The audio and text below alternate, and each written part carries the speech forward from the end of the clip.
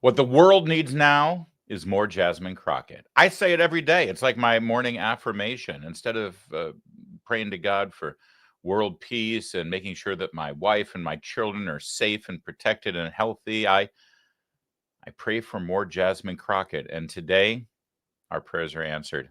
Jasmine Crockett coming up in a sec. Also, Abby Phillips has finally defined what her job is there on CNN. It's to cut through all the crazy that conservatives bring to the table. God, she hates her viewers, doesn't she? We'll show you what she had to say and some examples of the crazy on her show. It's not coming from the right. And finally, why are Democrats so mean and horrible? And why do they cut you off from your life if you disagree on politics? That's not me saying it. It's two Democrats in Hollywood saying it. We'll show you who coming up in just a second. We're brought to you by The Lion. My name is Larry O'Connor, and you can call me Larry.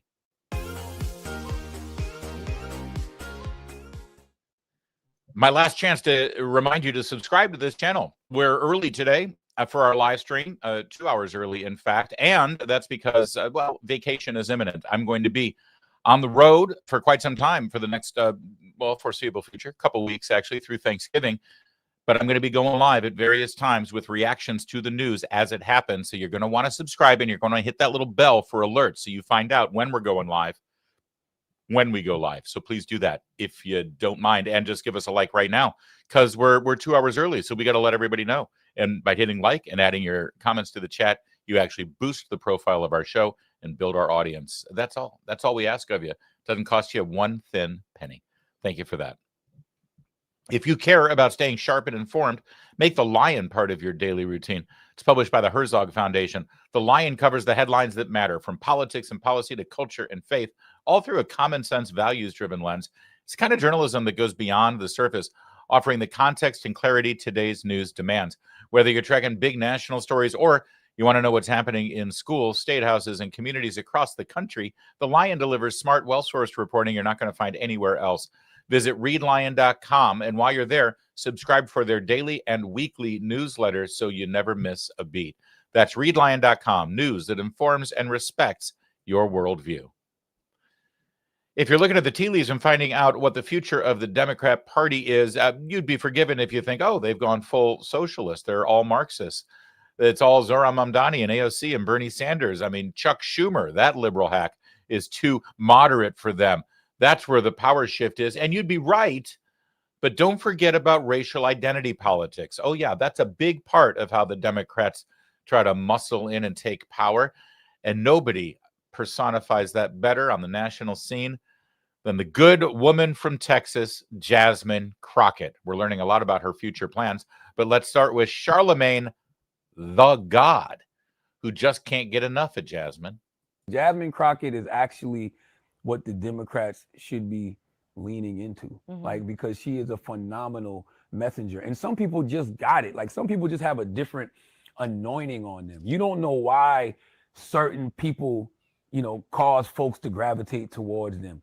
To me, it's more than Jasmine Crockett having that moment with Marjorie Taylor Greene when she was like bad bleach body or whatever it is. Like, if you watch her in these congressional meetings, like, she's always on message about something. I was watching her yesterday and she was, just blatant. She was like, yo, Donald Trump is racist and this whole administration is racist and it starts at the top. And she just broke down example after example of why she just said what she said. And you heard them gasp at first, but then she broke down example of why she feels the way she feels. But it was all rooted in how, they just don't care about what's going on with the poor and disenfranchised. They don't care that y'all not getting y'all checks, during the government shutdown. They don't care that the SNAP benefits, are going to be gone on November 1st. They don't care about none of that. They care about that ballroom. And just the fact that she was able to articulate that in that 3-minute clip that I saw, and it was so powerful and so provocative, and you understood what the root of her issue was. And she got you by just saying, Donald Trump is racist and this administration is racist, and let me tell you why. And then you get into all of the issues. I'm like, you need somebody like Jasmine Crockett. She is the most effective messenger that the Democratic Party has right now. And they need to be using her as a Trojan horse. And you know what? I hate how Democrats treat her. I do too. I expect the Republicans to say the things that they say and do the things that they do. But this is what I always say about Jasmine Crockett. Republicans talk about Jasmine Crockett publicly. Democrats talk about her privately. Yeah, that's because they're privately racist and we're just honest. Okay, so I love this, by the way. We can't get enough of Jasmine Crockett. It's always been the position of this program, this channel, and I think I speak on behalf of our audience to say we can't get enough of Jasmine Crockett. And if Charlamagne the God of all people, and when has he ever picked a loser, right? I think he's back. Well, he backed Kamala Harris. He was all in on Kamala Harris, right? So, yeah, we want more of his wisdom in the political scene. If Charlamagne the God has decided that Jasmine Crockett is the future of the Democrat Party and that she's the most articulate proponent of their political positions because she can do a selfie video calling Donald Trump racist, okay, bring it on. I mean, gee, I don't know. Maybe it's me, but maybe calling Donald Trump racist 10 years ago when he first came on the political scene might have been an effective strategy against him. Maybe they should have tried that. Oh, wait a second. This is like it's all they've got. It's all they've ever said about Donald Trump. And he's won 2, maybe 3 presidential elections when all they did. And so now here's Charlamagne the God. Let me tell you something. Jasmine Crockett is the best the Democrats got, okay? Because she tells it like it is. She calls Donald Trump racist. And I'm like, whoa. Wow, that is some revealed knowledge there. That is an incredible political tactic. It really is. Also, by the way, tangentially, now that the dust is settled and later today they'll be voting to fund the government and the shutdown is over. I love this. Republicans don't care about you. That's why they shut down the government. And oh, by the way, we're angry that Democrats are reopening it. Wait a second. If Republicans shut down the government, how can Democrats open it? Have you noticed that they're all angry that Democrats caved to Republicans and opened the government, yet at the same time claim that Republicans are the ones that shut down the government? They literally cannot logically have it both ways. But they're the left. Okay, so Jasmine Crockett, he wants Democrats to start embracing Jasmine Crockett, and he'll be happy to know that radio talk show host Stephanie Miller has done more than just embrace her. She actually dropped to her knees and kissed her feet at a media event yesterday. That's right. Gosh, why doesn't liberal talk radio ever succeed? I thought this was the no kings crowd. I guess that no kings, but we will kiss the feet of our queen, Queen Jasmine. So there's the moment where it happened. And then, of course, the obligatory selfie afterwards. Boy, who doesn't want to be a part of this club? And, oh, you'll be happy to know they did a video and something was revealed in this video that I don't know Jasmine Crockett necessarily wanted made public. Can you confirm that I just kissed your sneakers? This is true. She's on camera saying she'll do the radio. I am. We're doing it. Future senator of the great state of Texas. I'm gonna miss Ted Cruz so much. He's so likable. Oh my. Future senator from the state of Texas. I'm going to miss Ted Cruz. He's so likable. Yeah, every time they read off Ted Cruz, they always go cry. Remember when Beto O'Rourke was going to beat him? That was fun. So that's Stephanie Miller kissing Jasmine Crockett's feet to get her to do her radio show. I mean, I'm not one to judge another person's career. So let's follow up on the Jasmine Crockett wants to be a senator from Texas storyline, shall we? She appeared later on a podcast with Mark Elias. You know him. He's the well-paid Democrat lawyer who came up with the Russian collusion hoax and sold it through his law firm on behalf of Hillary Clinton to Fusion GPS, who ended up actually creating the Steele dossier. He's also the guy who takes every state legislator to court claiming disenfranchisement if they, want to ask for an ID when you go to vote. Yeah, that Mark Elias. So here's Mark Elias interviewing Jasmine Crockett, where Jasmine Crockett confirms her intentions. So I got to ask you, because your name has been floated all over Washington, D.C., and I'm sure all over Texas as a potential U.S. Senate candidate. What can you tell us? Yeah, I am considering it, is what I can tell you.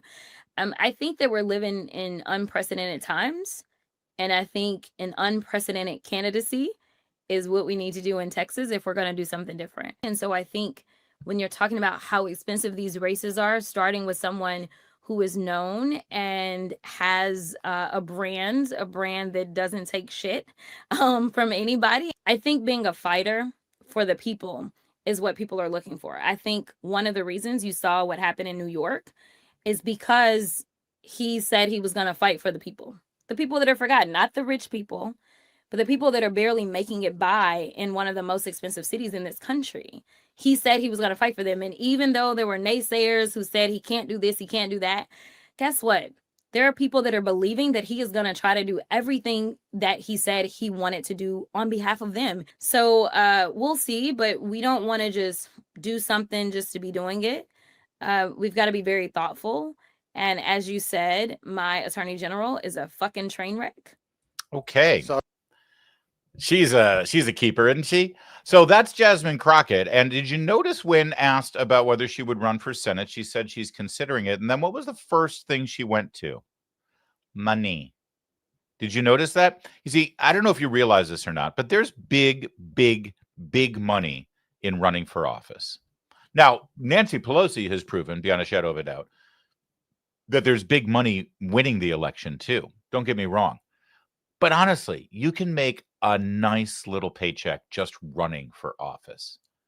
Big time. Also, it elevates your stature even further on the national stage. I mean, right now she's, one of 435 members of the House of Representatives. But when she runs for Senate, and one thing I can tell you, and she knows it for sure, anytime a Democrat runs for Senate in Texas, and it looks like they might come within 10 points, a ton of outside money gets funneled into that state. Again, Beto O'Rourke, thank you very much. And especially if you're running against Ted Cruz. Now, Ted Cruz isn't up for re-election again until 2030. So I don't know if that's what she's talking about or not. Who knows? But this is all a money play. This is about raising money and being a national figure, which she is now because she says crazy shit. That's why. And that's all it takes when you're a Democrat. Although it's interesting. See, Jasmine Crockett's crazy shit is absolutely acceptable and mainstreamed when it's coming out of her mouth. Listen to what she says here in this clip. Again, Mark Elias is an election lawyer. He fought to protect Joe Biden's obscenely ridiculous win in 2020 from any challenge to any of the ballot counting measures or any of the anomalies with any of the voting machines. He fought, to the death over protecting all of those anomalies from being thrown out. Now listen to what Jasmine Crockett has to say about those very same voting machines. We do know that one of his friends has purchased Dominion. So it's going to be really important for us to educate all states that we can to make sure that their Secretary of States are like, we don't want the Dominion machines. Because I personally believe that ally purchased Dominion so that he could potentially play with the machines, because we know that they're trying to cheat by changing the lines for the midterms. And I think that they're trying to solidify their cheat potentially with the voting machines. That is so beautiful, especially watching Mark Elias, who was a lawyer who fought against any notion that anybody could go in and maliciously doctor voting machines to change the outcomes of an election. Well, look at Mark Elias's face as Jasmine Crockett says this. Well, a friend of Trump owns those machines now, and we know that he could go in there and tinker with those machines to change the outcome of the race. And Mark Elias is right. That's right. We know that. No, we do not know that. No. Ixnay on the Dominion Day. That can't happen. Now suddenly it's okay to say that Dominion voting machines could be tampered with to win an election because Trump owns the company and Jasmine Crockett is saying that he's going to do that on their behalf. It's almost like they have a double standard. She's priceless. No, she's not. She has a price. I promise you she does. She's just negotiating it up right now. And she's doing a whole lot of media. I mean, she is the flavor of the day. Let's face it. She was a little upset that Zohran Mamdani was getting so much attention and those white girls in New Jersey and Virginia. So Jasmine has to make some room. It's Jasmine's turn. One of the reasons people haven't been flying planes into buildings in the United States is because of our soft power. It's because of the diplomacy that we were doing, where we were building relationships where people would look at us and say the Americans are good people. Because when we spend money for, say, them to get medicine in their country, it don't cost what it costs here. It costs pennies. That was helping to keep us safe here. Don't let them play you. Don't let them divide you. I don't really care what you think about the LGBTQIA community. I don't really care what you think when it comes to abortion. I don't really care what you think when it comes to immigration. If you allow them to cherry pick you, then at the end of the day, something that you do care about, one of the freedoms that you do hold dear, is going to be under attack. One of the reasons people haven't been flying planes. We got to watch this again, because I'm pretty sure, I mean, let me just say, for a Democrat, she represents them perfectly. And absolutely, if I'm a Democrat and I believe all the things Democrats believe now in American politics, that's the voice I want in the U.S. Senate. Foreign Relations Committee, Armed Services, Homeland Security, Counterterrorism Subcommittee. Because she boiled down the radical jihad. By the way, we are dealing with Islamic jihadist attacks on a regular basis. No, they haven't flown planes into our buildings. But apparently that has nothing to do with TSA. It has to do with suddenly in Saudi Arabia, they can buy cheap Viagra, if you're following her logic. So we have to keep spending money in Arab and Islamic nations to bribe them to not fly planes into our buildings. Because, you know, Osama bin Laden and Al-Qaeda and all of the radical jihadists there, if you remember right, they put out a whole manifesto about why they did that attack on us, killing over 3,000 Americans. And it all had to do with the lack of federal funds going to their countries from the State Department and the high cost of prescription drugs. This is how a Democrat thinks, apparently. Just watch the train of thought here. One of the reasons people haven't been flying planes into buildings in the United States is because of our soft power. It's because of the diplomacy that we were doing, where we were building relationships where people would look at us and say the Americans are good people. Because when we spend money for, say, them to get medicine in their country, it don't cost what it costs here. Okay. So all those oil-rich Arab nations that breed, by the way, Osama bin Laden came from a multi-billionaire family. They breed all those radical jihadists who want to fly planes into our buildings and murder as many Americans as possible and tear down our country and our system. Not because we're a free, democratic, Judeo-Christian, Christian-Judeo culture and society that has succeeded on the world stage for a couple of 100 years and makes their backward radical ideology look like the Stone Age theology that it is. No. That's not why. It's because we haven't helped them get medicine. It's because we haven't helped them get medicine. Listen, when you're a Marxist and you divide everything up into the oppressed and the oppressor, and everything is a class and economic struggle, that's how you rationalize and justify terror attacks against our nation. Let's just be clear here. She's a disaster. And what you just heard from her is exactly why that party should never be allowed back in power again when we live in such a dangerous world. By the way, she plays fast and loose with American security there by saying that we just got to, make it rain with our radical Islamic enemies. By the way, we've been giving money to Hamas for like 20 years now. Medicine, to hell with medicine. They've been getting billions of dollars from us. They've used it to dig tunnels and build rockets, and they used it to fund October 7th. That said, she plays fast and loose with our security and the lives of the American people and our ability to stay safe and free of a terror attack by saying, hey, all we got to do is spend money and we'll be fine. And yet when it comes to her own security, she has thoughts. I think that it's really a good question as to why a member of Congress needs to pay for security out of money that they go and raise, instead of focusing on making sure that they use that money to educate voters about why it is that their candidacy matters. I do think that it does people like me a disservice when you are so outspoken. And then what happens is, instead of you being able to put all your dollars into campaigning, instead, you've got to do things like pay for your security. But I kind of value my life, so it is what it is. And it is what it is. It is what it is indeed. So let's just be clear. She's a member of Congress, and she goes out there and she says insane shit about you and me and our party and our president. She is unhinged, radical, off the ledge Looney Tunes. And because of that, she attracts some security concerns. And she wants Congress to pay for that security. See, she's resentful that she has to dip into all the money she's raising for her campaign that she uses, for her hair and her eyelashes and her clothes and her car and her glitz and her staff and probably boyfriends. No. Now we got to spend some money on security. That's outrageous. Why should I pay for my own security? Taxpayers should pay for that.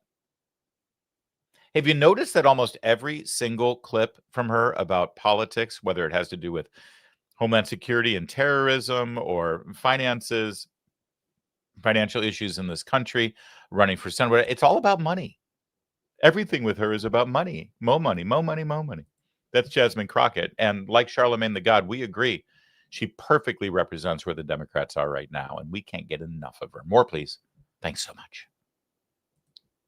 If you care about the direction of this country, you need to be reading The Lion. Published by the Herzog Foundation, they're a national leader in Christian education. The Lion is an award-winning news site delivering sharp, timely reporting on what's really happening in America's schools, culture, and government. It's kind of journalism that cuts through the noise and gives you the full picture, especially when it comes to the growing movement toward Christ-centered education. But The Lion goes beyond classrooms. It covers parenting, faith, freedom, culture battle shaping our future. Just like its namesake, The Lion embodies strength and courage, standing firm in a landscape where too many have surrendered our children's future to the left's ideology. Visit readlion.com. Sign up for the daily or weekly newsletter. That's readlion.com. Clarity, courage, and news that keeps you informed and equipped. We show you a lot of clips from Abby Phillip's show on CNN, prime time, I think 10 p.m., mostly because Scott Jennings sits at the table. He's a voice of reason, and he cuts back and pushes back against all of the left-wing lies that permeate, not just on that show, but all through the daily schedule at CNN. Abby Phillip is now doing her own publicity tour, and she showed up on the Joy Reid show. And she encapsulated what she thinks her job is every night on that program. Watch, listen, and learn. Conservatives are living in a completely different information world Absolutely. than liberals. And breaking that down needs to be done. Because when you don't ever even hear the facts, it's hard to even know that you're wrong. And that happens a lot. I mean, half my job sometimes is knowing what the latest conspiracy is, so that if it comes up, I'm ready to address it. Because it happens a lot where people don't even know that what they're saying or what they've seen and believe is not true. And so that happens a lot. And I don't come away from that saying, what's the point of this? People are just saying false things. I think that one time that person brings up something that is debunked and false, and I debunk it at the table, might be the very first time that someone out there has heard an alternative point of view. There's so much to say. First of all, the venue for this conversation, where she's decrying the fact that Republicans, conservatives, live in an information silo and vacuum, and so therefore they dabble in conspiracy theory. She's on the Joy Reid show. The Joy Reid show, which isn't even worthy of MSNBC, MS Now anymore. She's doing her podcast on Substack and YouTube because even MSNBC thought she was Looney Tunes. Also, is she talking? I mean, Abby Phillip's show is to moderate a roundtable conversation, usually with one, maybe two conservatives, and then everybody else is liberal, including clearly Abby Phillip. So when she says there are people I need to push back on conspiracy theories, there are things I need to study up on them so I can tell people that what they're saying isn't true. She's talking about the guests on her show. She could be talking about Scott Jennings, her colleague there at CNN. Hey, I've got an idea, Abby. How about you tell your producers who book your show to not book people who believe in conspiracy theories? What an insult to her own program and her own guests that she brings on the show to present to the American people as experts of some type. And of course, it's a lie. You see, from the left's perspective, a conspiracy theory is just a political position that they don't agree with. Misinformation is a fact that they don't acknowledge. And so I'm sure that she believes that that's her job. By the way, not for nothing. What was the last thing that she said there? Debunk it at the table. Might be the very first time that someone out there has heard an alternative point of view. Yeah, might be the first time that somebody has heard the alternative point of view, thankfully, that Abby Phillip brings up. Abby Phillip was born in Alexandria, Virginia, just across the river from Washington, D.C., a bastion of liberal Democrat power. She then, after living in a Caribbean island for a little while with her family, came back and lived in Germantown, Maryland, which is in Montgomery County. That would be Jamie Raskin's Democrat district. And then eventually ended up in Bowie, Maryland, which is just outside the Washington, D.C. Beltway. Bowie, Maryland is like where Maryland man Kilmar Abrego Garcia used to live. In other words, other than a few years in a Caribbean island, Abby Phillip has literally lived in the Democrat blue liberal bubble of Washington, D.C., and now that's where she lives and works. And she says that Republicans on her show have never been exposed to an alternative point of view.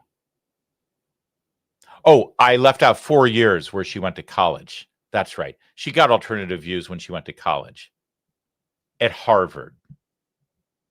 But we're the ones who live in an information silo. Okay, well, let's check in on Abby Phillip's show, shall we? Abby Phillip is the person who she says her main job is to cut through the lies and misinformation and conspiracy theories of conservatives. Okay, Abby, what have you got to say? And actually some of these quotes were from men who actually are suggesting that this is because of Pete Hegseth's disposition toward women in combat. And I do think it matters not just how they feel, but also what Pete Hegseth has done. He has pushed women almost completely out of the top ranks of the military. Okay, so Abby Phillip, whose main job is to cut through misinformation and disinformation and debunk conservative conspiracy theories, just told you and her audience that Pete Hegseth has eliminated women from the highest ranks of the military. Does anyone out there believe that? Oh, they're going to give you the example.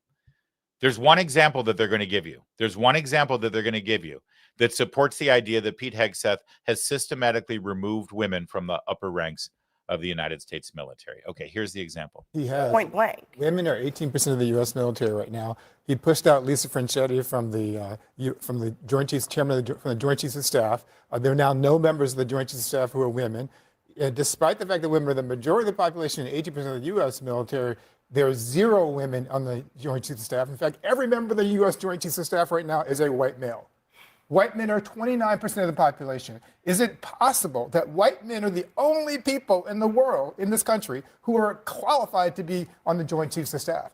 Well, first of all, he left out a stat, which is what percentage of the American military are white male.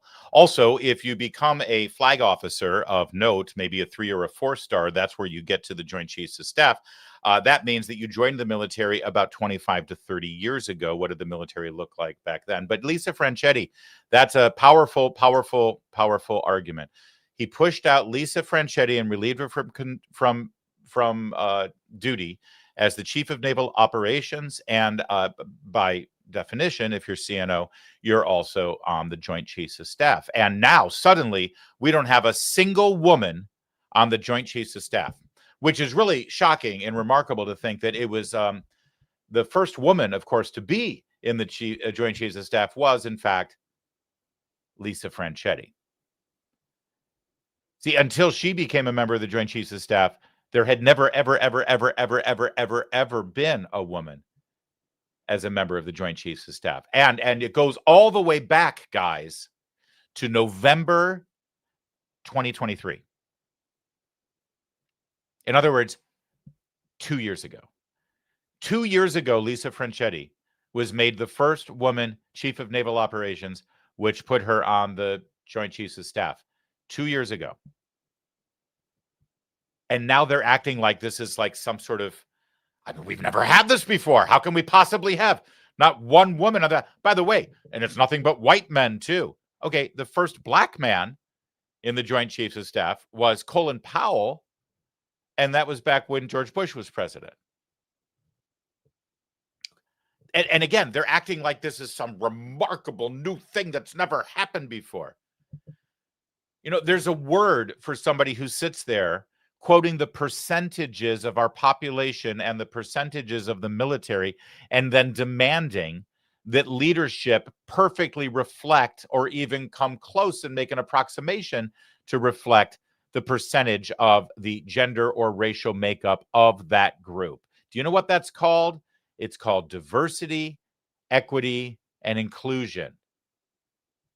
They want a DEI military, and they're mad at Pete Hegseth for not having a DEI military.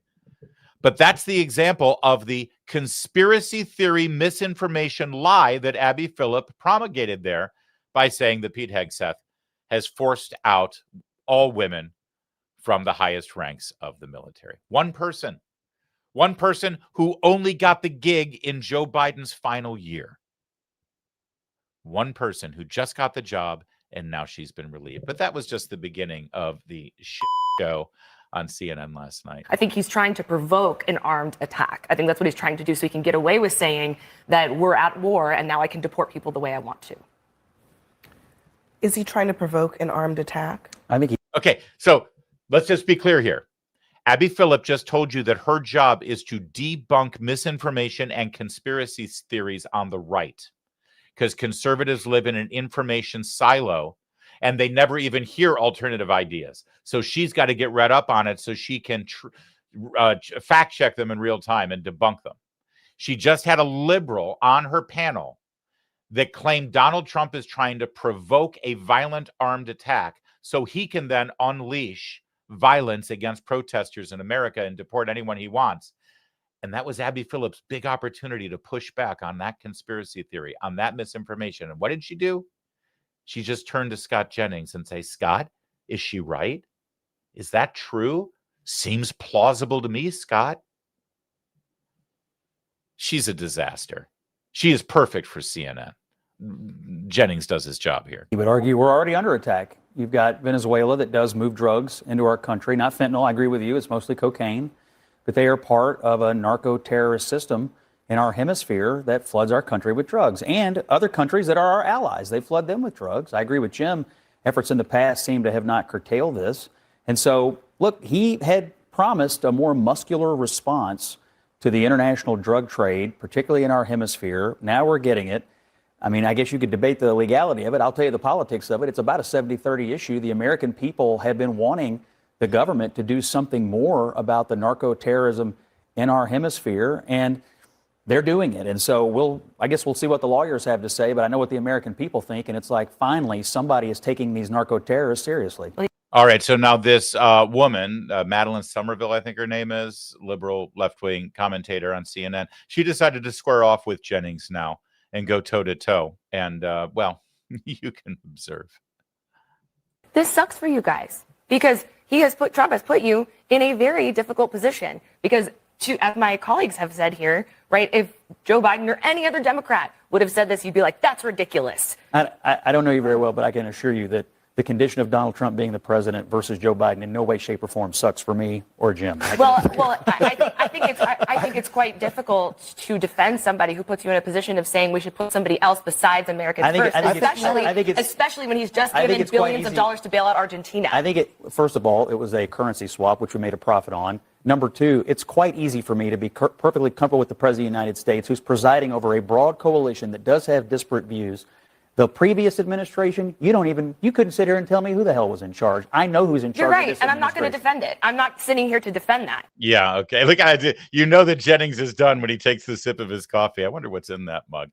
But you heard her just say, oh, you just did a $20 billion bailout to Argentina. Now, we went through this yesterday. If you missed the program, go ahead and look at the video. It's down below on this channel where Scott Bessent blew that lie apart on Morning Joe. Where was Abby Phillip?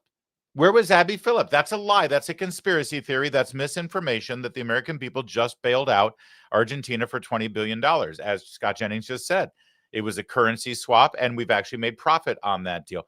Where was Abby Phillip to jump in and stop the misinformation, disinformation, conspiracy theory? Abby, you told us that was your job.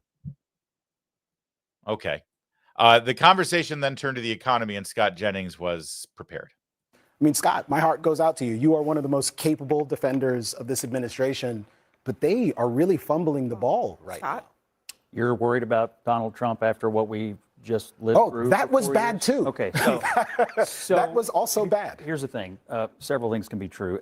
By the way, I just want to point out here, have you noticed a trend here that now Democrats on these shows, whenever anyone a year after the election says, things were pretty bad before. You're complaining about how things are now. They're better than they were before. They were a ton worse there. And now all these Democrats are saying, oh, I know. I'm not defending. Really? Where were you a year ago? Because I'm pretty sure you were defending it a year ago. You were saying, oh, we need Kamala. Keep the good times rolling 4 more years. They're all deceitful. They're all liars. But that's their new talking point now. Oh, I know it was bad before. Do you now? I thought it was cheap fakes. Okay, so Scott lays out exactly how things have improved. He did inherit a mess, and anytime you're messaging on the economy, tried and true, blame your predecessor. Obama did it for 8 years, and it worked pretty well for him. And it, in this case, would be true. Number two, you cannot talk people out of their lived experience. I mean, Biden learned this the hard way, and that's a true story. And though I think Trump does have a good story to tell on getting the tax rates permanently lowered, and I think some stimulation of the manufacturing economy through the tariffs is absolutely true. People are still feeling like they're having trouble keeping their nose above water when it comes to cost of living. You can't talk people out of their lived experience. But he's only been in office for less than a year. He's got an economic program that is not a bunch of simple quick fixes. It's a long-term reordering of the U.S. economy, and that's what he has to sell. More than anything, I think it's just a question of focus. Do people believe that he is thinking about what they're dealing with on a daily basis, or is he dealing with the 40 other problems that he is trying to solve at any given time? So I think when you're heading into an election year, getting a little bit more focus on the domestic stuff, particularly the economy, as opposed to a lot of the foreign policy wins that he's had, probably is in order. Yeah, well said. Very reasonable. But of course, there's no time for that at CNN. Abby Phillip trying to interrupt him as much as possible. One other thing that I would add to Scott's analysis there is that, do you know when Donald Trump's economic proposal, other than tariffs, which he's done at the executive level, but all of the other economic benefits that he put through in what's now called the Big Beautiful Bill, the reconciliation package that got passed and signed into law. Do you know when those tax cuts and all of the various other aspects of the Big Beautiful Bill go into effect? They haven't yet. They haven't gone into effect yet. Theoretically, some of them will go into effect tonight, when they finally fund the government and the fiscal year can begin. They were supposed to go into effect October 1st in the new fiscal year, but we've been delayed in this stupid economy harming shutdown instead. But literally it's like people think he becomes president and that's going to, suddenly it's all taken care of. And he's been able to do quite a bit, especially with regard to fuel prices, energy prices, gas and oil. Take a look at how much it costs to fill your gas tank up. He's done some good already that he's been able to do executively. But in terms of tax cuts and stimulus and other things that they have put forth in the Big Beautiful Bill, they won't go into effect until they actually sign the new funding measure for the government, which is, by the way, part of the reason why I think they wanted to shut down the government, because they want to delay the good times as much as possible. It takes a little while. for this stuff to kick in. All right. Meanwhile, I'm glad that we're having a conversation on CNN about how the Trump economy is right now and how things are. And Democrats seem to think that this is a vulnerable spot for Republicans in the midterms versus where we were under Joe Biden and the appointed, anointed, coronated candidate, Kamala Harris. Because Kamala Harris is back in the news again. She won't go away. She keeps talking about that election. She talks about it as though she won the election. Watch this segment from a podcast. She's selling her book, as usual. Watch this and think to yourself, does she actually know that she lost the election? Take a look. I was aware of my opponent's strategy, and I wasn't about to fall prey or fall into those traps. And part of his strategy and those around him was to try and take me off our game and message. And I wasn't about to be distracted by those flames that he was trying to throw to get me away from my highest priority, which was talking to people about the economy and their well-being in terms of their financial well-being. And I understood the game that was being played, and I made a decision that I wasn't going to get played. And chess, not checkers. Got it. Chess, not checkers. Yeah, three-dimensional chess. I'm telling you, you know. Okay, so the host says, "Yeah, you're playing. They were playing chess, not checkers, right?" And she started cackling, and then said, "Three-dimensional chess." Yeah, that Kamala Harris is playing three-dimensional chess in that campaign, wasn't she? Yeah, I knew what game he was playing, and they were going to throw me off my game. I wasn't going to let him win. He won. I wasn't going to let him distract me. I want to talk about the number one thing, the economy. If the economy was the most important thing to you as a voter, you voted for Donald Trump, something like a 2-to-1 factor. She's doing a victory lap here about how she outsmarted Trump in the campaign. He won. Does she know that she lost? Look at her. As my co-host on my morning radio show in Washington, D.C., Julie Gunlock said, if boxed wine had a face, that would be it. I wonder if she ever shows up on Abby Phillip's show, whether there will be any fact-checking for her as well. Hey, if you care about staying sharp and informed, make The Lion part of your daily routine. Published by the Herzog Foundation, The Lion covers the headlines that matter, from politics and policy to culture and faith, all through a common-sense, values-driven lens. It's the kind of journalism that goes beyond the surface, offering the context and clarity today's news demands. Whether you're tracking big national stories or you want to know what's happening in schools, state houses, and communities across the country, The Lion delivers smart, well-sourced reporting you're not going to find anywhere else. Visit readlion.com. Catch up on the latest must-read stories and sign up for The Lion's daily and weekly newsletters. That's readlion.com, news that informs and respects your worldview.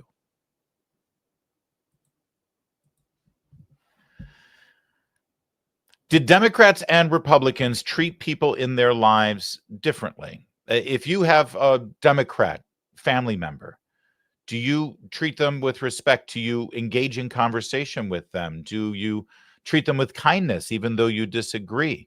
Or do you flame them, yell at them, try to cajole them to change their vote, change their ideas, change their position? And if they don't, you cut them out of your life.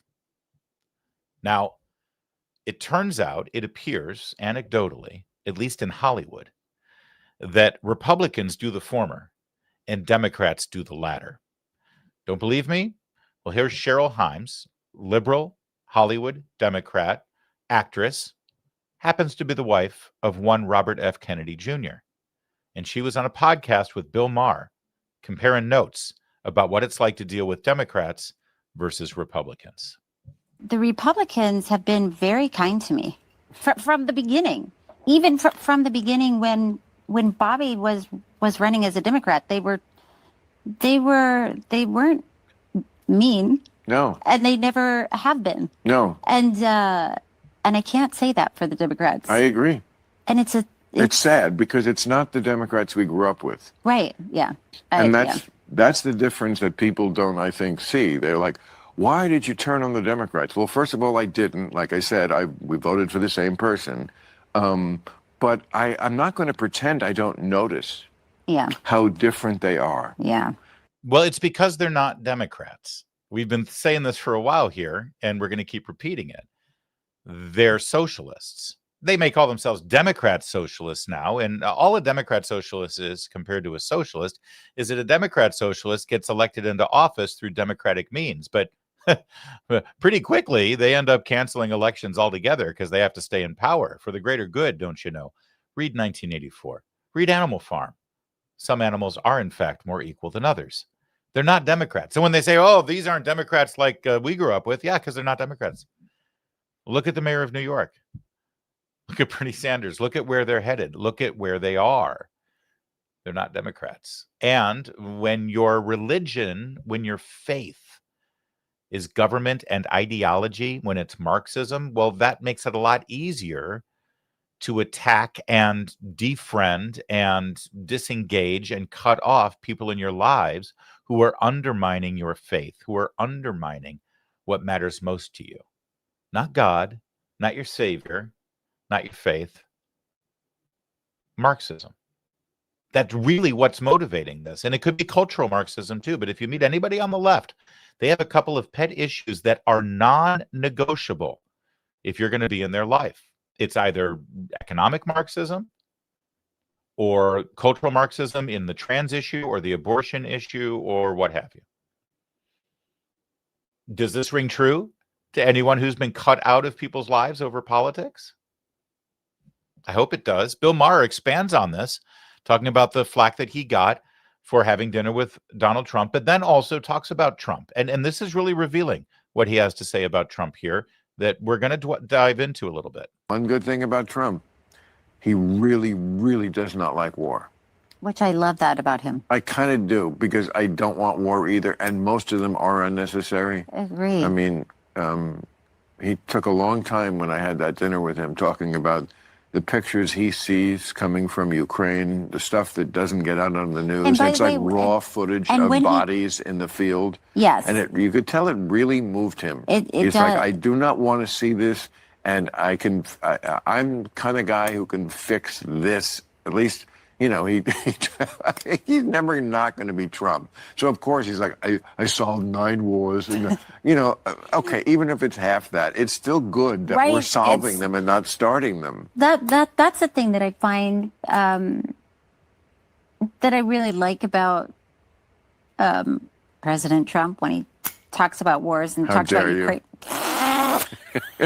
It's funny. Did you see how she paused because she was about to say that there's something that she likes about Donald Trump, President Trump, and Maher totally called her out on it because she knew that the second that she says, here's something I like about President Trump, she was going to get canceled. That's why Maher said, how dare you?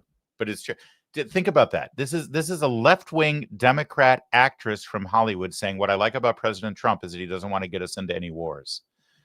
Last I checked, I thought that was kind of something that everyone could want and everyone could agree on. Certainly all of the peacenik liberal leftists who, you know, it's a funny thing. During the Cold War, when Democrats were all about the peace movement, during Reagan and Bush, 80s, early 90s, it wasn't peace that they wanted. Because back then, we were at war, the Cold War, with the Soviet Union, with the communists, right? And they demanded peace. Just give peace a chance. Why can't we have peace? Why do we have to have war? Why do we have to have these bombs? Just give peace. But that was because the enemy were commies. So it wasn't that they wanted peace. They just wanted to help the commies. And they knew that disarmament and calling off the war and being, you know, oh, no, we got to have peace. We got to have peace ends up being refuge for your enemy. It lets them win because you're surrendering. So you thought that they were anti-war, but they're not anti-war. They're not. They're pro-winning. And the way they win is for their political opponents to lose. So if that means being pro-war or anti-war because Trump is running on an anti-war place, then it's fine. It's okay to be anti-war, which is the same as being pro-war, because that puts you in opposition to Donald Trump. You see how it works? And he talks about Ukraine and Russia, and he will say they're losing people on both sides. And it's not just Ukraine is losing people. It's not just Russia is losing people. He sees like both sides. This is a true loss for both sides. And you can feel it from him when he talks about that loss. I mean, I do. All right. So, and this is something, by the way, that is upheld and consistently validated from anyone who spends time with President Trump that I have interviewed and talked to. One consistent through line. He talks about it whenever it comes up to talk of war.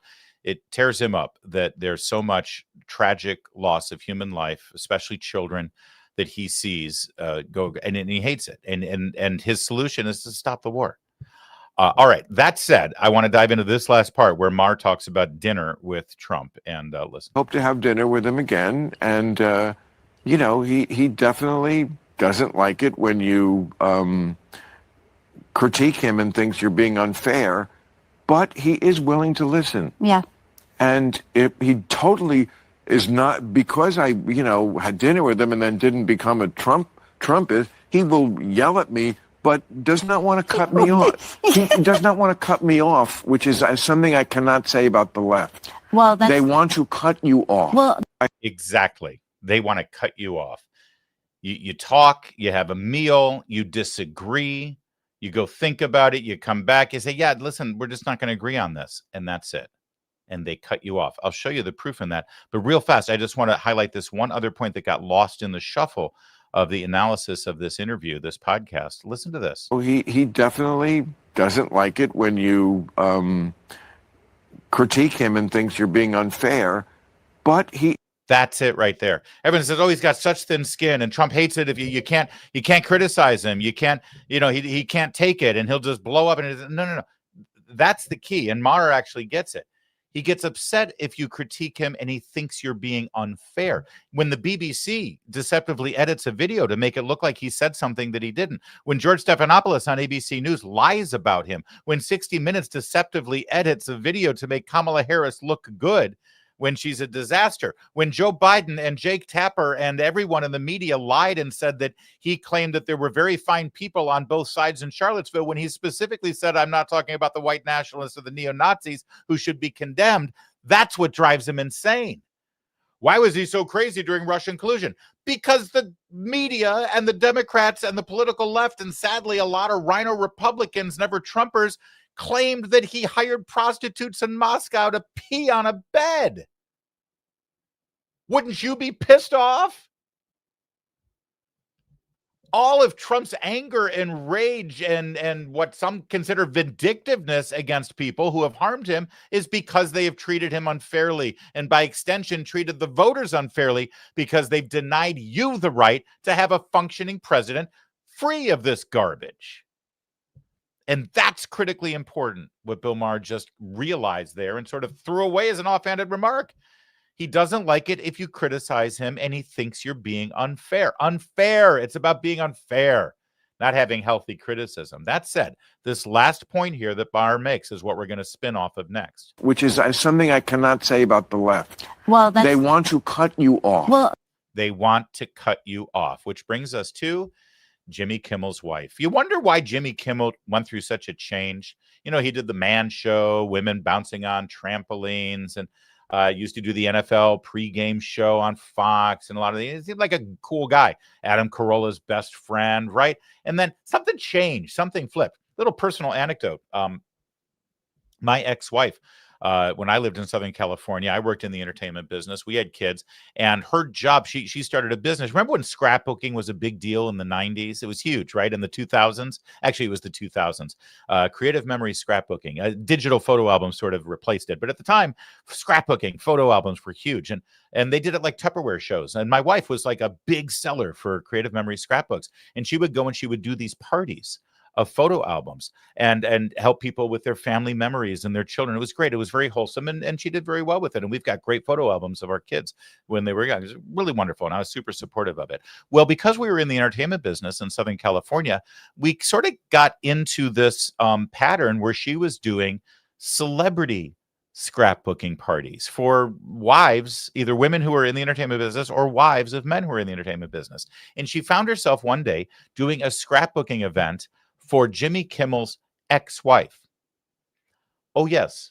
You see, Jimmy Kimmel was married when he worked in the radio business. He was a producer for KROQ in Los Angeles, and they ended up having his own show. He did a lot of on-air work with Adam Carolla. One thing led to another. His career started building. He did a quiz show. I think it was called Remote Control. Was it? No, his wasn't Remote Control. No, it was Stump Ben Stein.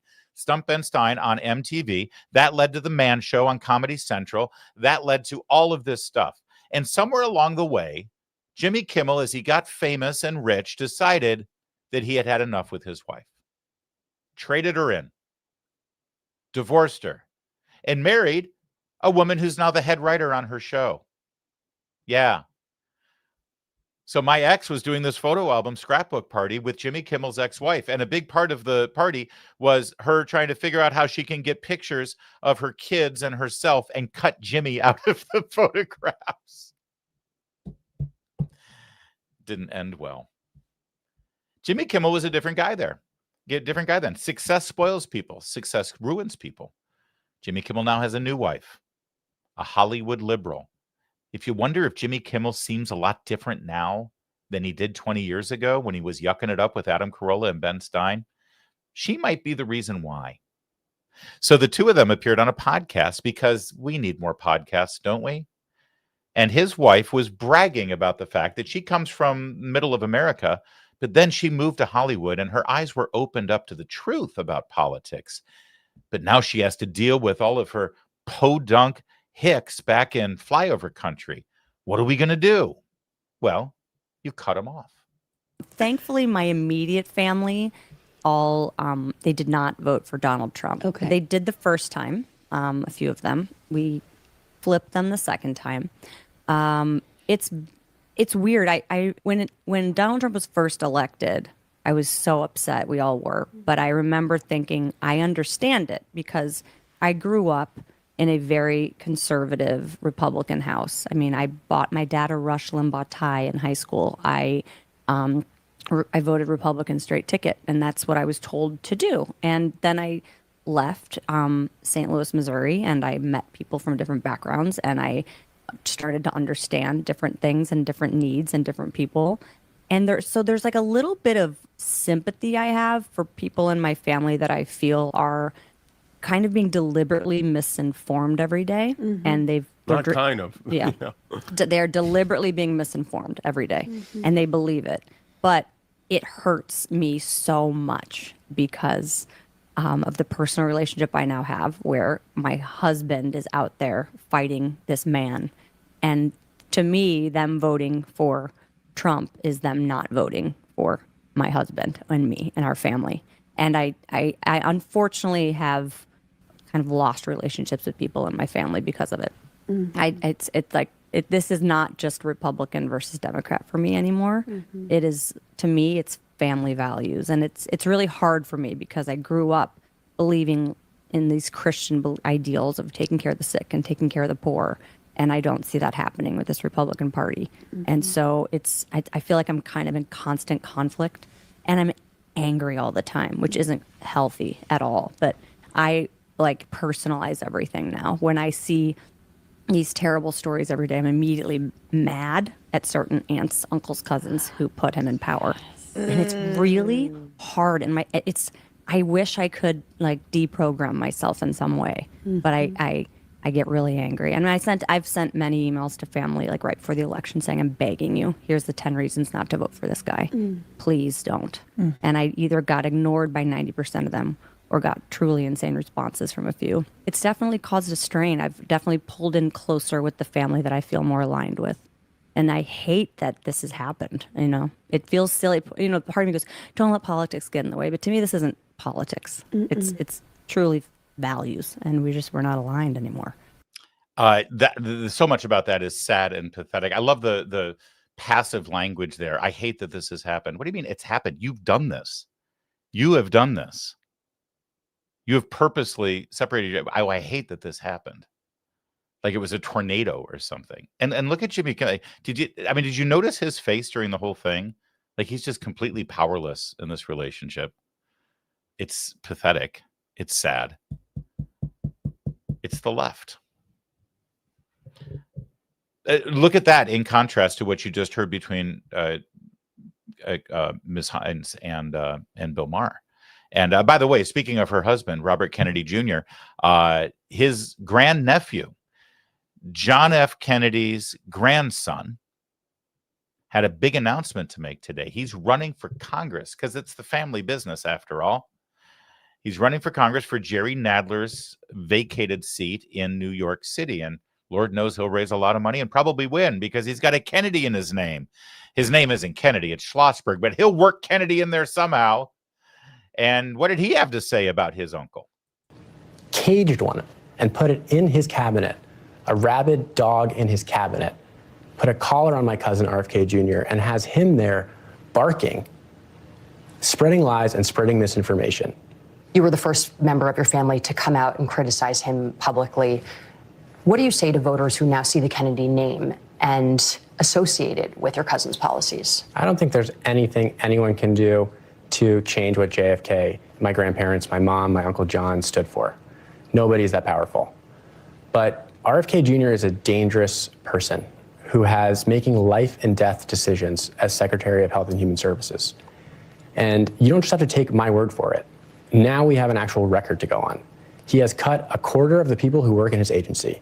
He fired all the vaccine experts on the panel and replaced them with anti-vaxxers. He's cutting funding for life-saving research, cancer patients, giving them their last hope. And people should know, I mean, when he's not making infomercials for Steak and Shake and Coca-Cola, he's spreading misinformation and lies that are leading to deaths around the country. There's a measles outbreak in America right now, higher than it's been in 40 years as a direct result of what he has done. Okay, so of course, most of that is lies, but it doesn't matter. You see, he gets platformed on Morning Joe on MSNBC, number one, because he's a Kennedy, but even better, because he's a Kennedy who opposes Robert F. Kennedy Jr. If any member of the family actually likes him, they'll never get an interview on Morning Joe. So they learn the lesson. You shut your mouth or just come out against your own family member. That's his own family member that he was calling. How did that go at the beginning? Caged one and put it in his cabinet, a rabid dog in his cabinet. He's calling his uncle, cousin, a dog, a rabid, angry dog. This guy, they're going to package like he's a product. And they're going to sell him. Oh, it's the new Kennedy, everybody. In fact, look at this video the New York Times produced about him. You don't think I'm telling the truth here about how they're going to package him? Look at this. Look at the 60s style film techniques. Look, it's the 60s again, everyone, and he's a Kennedy. Look, he's dressed with a skinny tie. Oh, look at it. This could be a Mad Men era, right? Hey, why don't you come up naturally on the rooftop, take your jacket off, and just lean and look at the sunrise? You know, like most people do. Why don't you click your heels as you're walking across the crosswalk in Manhattan and then wave to the camera? Because it's the 60s all over again. And they love it. Of course, when Bobby Kennedy does it and evokes the 60s, they hated it. Remember this?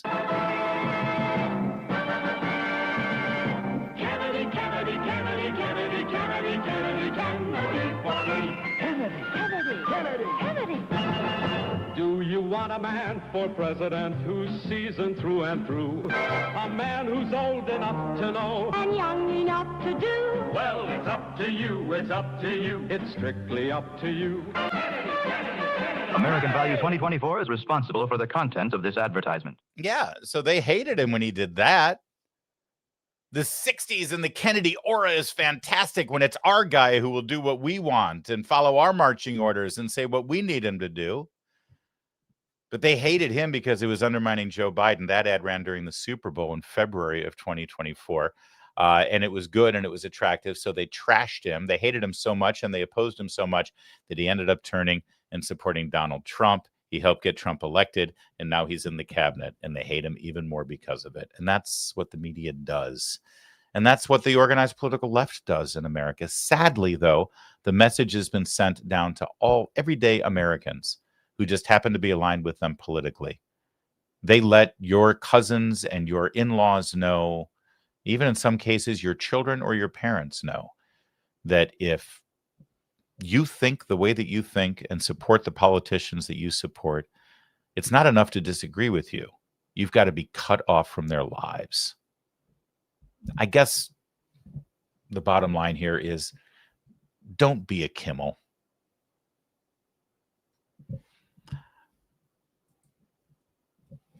Gold is up about 40% this year. That's not speculation, that's reality. And if a portion of your savings isn't diversified into gold, you may be missing the boat. The facts are inflation is too high, US dollar is too weak, and the government debt is increasing.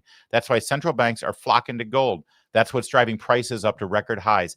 But it's not too late to buy gold from Birch Gold Group and get in the door now. Birch Gold is going to help you convert an existing IRA or 401k into a tax-sheltered IRA in gold. You don't pay a dime out of pocket. Text Larry to 989898. Claim your free info kit. There's no obligation, just useful information. Gold has historically been used as a safe haven for millennia. So what are you waiting for? Text Larry to 989898. Claim your free info kit on gold. That's Larry, 989898. Do it today.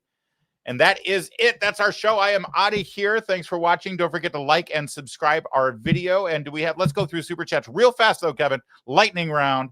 God's best friend, £2 super chat. I was wrong all along. Can I have my money back? I have no idea what that's referring to.